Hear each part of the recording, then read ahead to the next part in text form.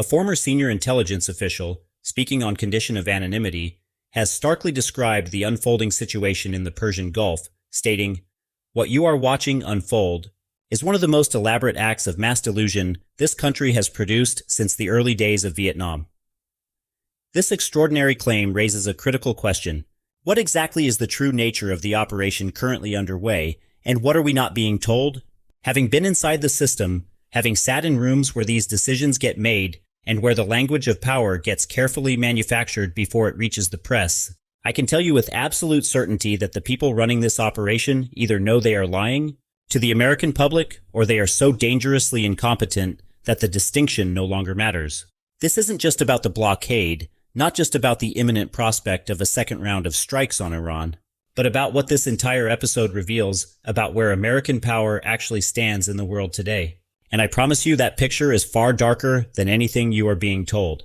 Let us start with the blockade, because this is where the deception is most naked and most consequential. The United States Navy has deployed roughly 3 carrier strike groups in the region. Each of those strike groups carries between 3 and 4 escort vessels, destroyers, and cruisers. Add the amphibious readiness groups, subtract the carriers themselves, because no one is going to pull a 100,000-ton aircraft carrier alongside an Iranian oil tanker. And what you are left with is approximately 11 ships capable of actually boarding a vessel. 11 against the Persian Gulf and Gulf of Oman, through which since April 15th alone, somewhere between 100 and 200 Iranian vessels have been moving in and out. The math is brutal. On a good day, we are interdicting perhaps 10% of Iranian maritime traffic. On most days, we are stopping closer to 3%. And we are keeping the Navy 200 miles offshore of Iranian territorial waters, because anything closer puts those ships inside the effective range of Iranian anti-ship missiles. So the Iranians simply sail within their own 12-mile territorial limit, stay well inside the boundary that no American captain is going to cross, and the oil moves. The oil has been moving. The oil is moving right now as you watch this. What people don't understand is the scale of what Iran has already put in play. By the latest figures available, Iran had approximately 150 million barrels of oil out on the open seas pre-sold, moving toward buyers at roughly $140 per barrel. You do not need a degree in economics to work out what that means. That is approximately $21 billion in revenue already locked in, already flowing, entirely beyond the reach of any blockade the United States Navy has the capacity to enforce. This preemptive financial maneuver by Tehran is a significant departure from historical precedents, where sanctions often caught nations off guard. It suggests a sophisticated understanding of global markets and a deliberate strategy to circumvent anticipated economic pressure, rendering traditional blockade tactics largely ineffective from the outset. The Treasury Secretary can talk about having his foot on the throat of the Iranian economy, but the Iranian economy is breathing just fine. The blockade is theater. It is made for television. It is designed to fool the American public into believing that maximum pressure is working, when the actual operational picture tells exactly the opposite story. But if you think that is the full story, it is not, because the farce of the blockade is only the opening act in something considerably more dangerous. We are now at day 60 of this conflict, 60 days, which is precisely the threshold that triggers obligations under the War Powers Resolution. Now I want to be direct about what that resolution actually is, because there is enormous confusion about it in the public debate. The War Powers Resolution is constitutionally speaking an abomination. It was always an attempt by the Congress to get the best of both worlds, to retain the ability to criticize a conflict if it went badly and to claim credit for authorizing it if it went well. It places no real constraint on presidential power. In fact, as one president put it plainly, it is an enhancement of that power. Every administration I was ever part of or close to understood that the reporting requirements under the resolution were not binding in any meaningful sense. Presidents lie through their teeth about them. They reset the clock. They declare a pause. They announce the conflict has concluded, wait 48 hours, and begin again. That is precisely what the current administration is contemplating right now. And what comes next is where things take a serious turn. The military commanders in the region, Admiral Cooper and his staff, have counseled against further operations. Their assessment is straightforward. We have done what can be done from the air. Additional strikes will not achieve the stated objectives. They will consume weapons that are already in short supply. They will carry escalation risks that are not justified by any achievable military outcome. That is the professional military judgment. But there is another data point that I find far more alarming than the air campaign discussion, and it is this. The movement of special operations forces into the region has accelerated significantly. Not only SEAL Team 6, but conventional SEAL units and elements of Delta Force, units that are not traditionally part of special operations contingency planning for this theater. The deployment of these specific special operations units, particularly those not typically assigned to this theater, signals a profound shift in strategic intent. It suggests a move beyond conventional air power and into high-risk precision operations, indicating a level of commitment and potential escalation far exceeding initial public statements about the conflict's scope. There are also reports of serious planning for ground operations targeting nuclear material. When you load a gun at that level, the institutional momentum toward pulling the trigger becomes very difficult to reverse. The gun is loaded. The question is whether anyone in a position of authority has the strategic clarity to set it back down. Most people stop here and assume the military will find a way to slow roll the order, to delay, to run out the clock. The President of the United States has already demonstrated on February 28th that he is willing to override the unanimous counsel of his senior advisors. The decision to launch the original strikes was opposed by the majority of people in that room. He ignored them.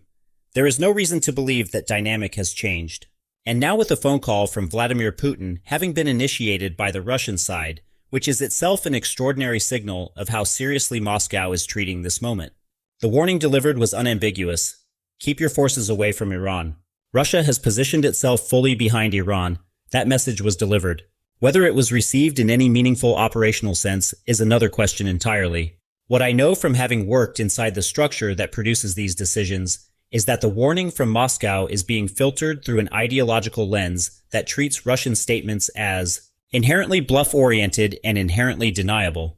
That is an extraordinarily dangerous cognitive framework to bring to a moment like this one. Putin does not initiate phone calls at the presidential level without careful calculation. The fact that this was only the second time he has done so in this relationship should tell you something about how the Kremlin reads the current trajectory. They are not bluffing. They are establishing a position on the record before an escalation they believe is coming, so that when it comes, they can respond with a documented predicate. That is how great powers behave when they are serious. The administration has been operating on the assumption, an assumption that I believe traces directly to Israeli intelligence passed through liaison channels, that Iranian leadership is in disarray, that the strikes have paralyzed the decision-making structure in Iran, that the regime is internally fragmented and on the verge of collapse. I have looked carefully at the actual composition of the current Iranian leadership, and what I found should terrify anyone who has internalized that assumption. President Pezeshkian, Foreign Minister Iraqi, the relevant IRGC commanders, the Supreme Leader's inner circle, virtually all of them are products of the Iran-Iraq War. Combat veterans, men who have looked at existential threat, who have operated under fire, who built the institutions they now lead out of the crucible of that conflict. The notion that these men are paralyzed, confused, or ready to capitulate is not an intelligence assessment.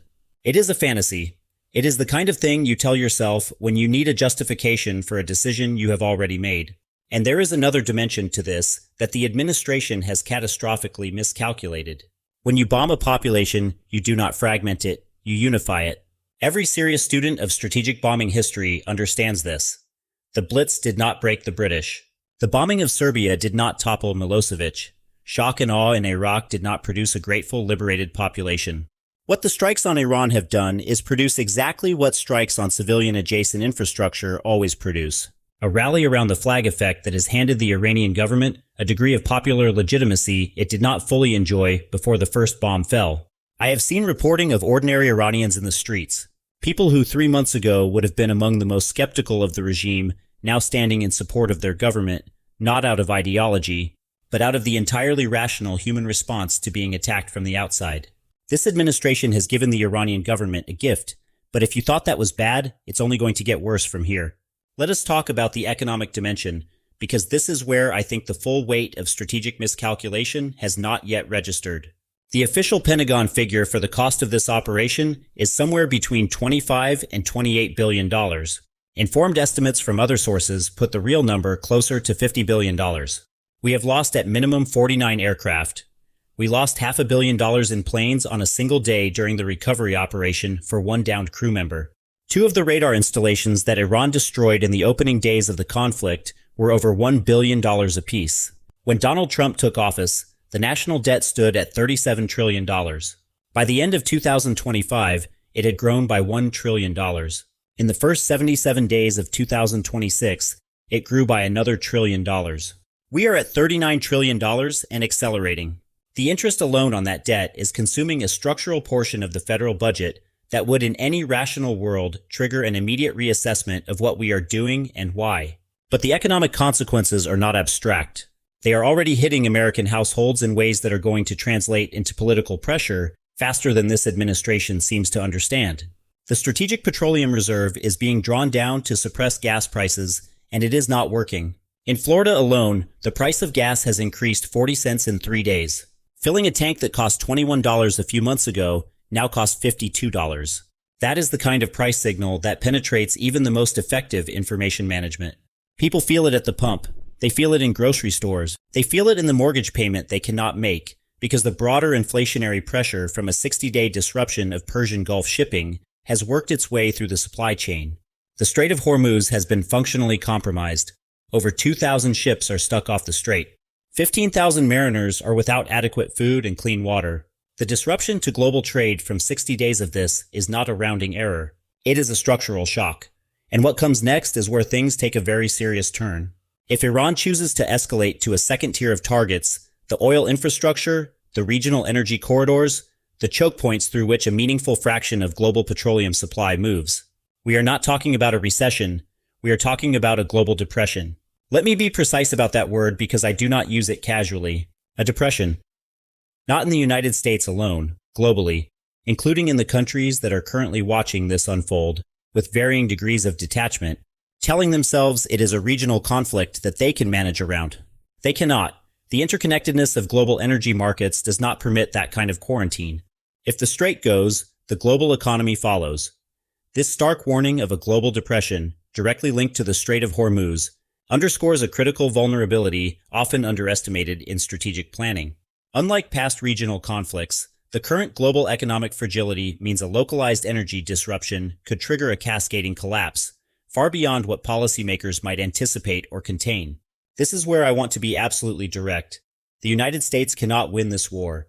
I do not mean that in a political sense. I mean it in a purely military sense. If you took every war plan currently on the shelf at the Pentagon, every contingency plan for every possible conflict scenario, and you executed all of them simultaneously against Iran with the full weight of American military power behind them, you could not compel the outcome this administration has apparently convinced itself is achievable.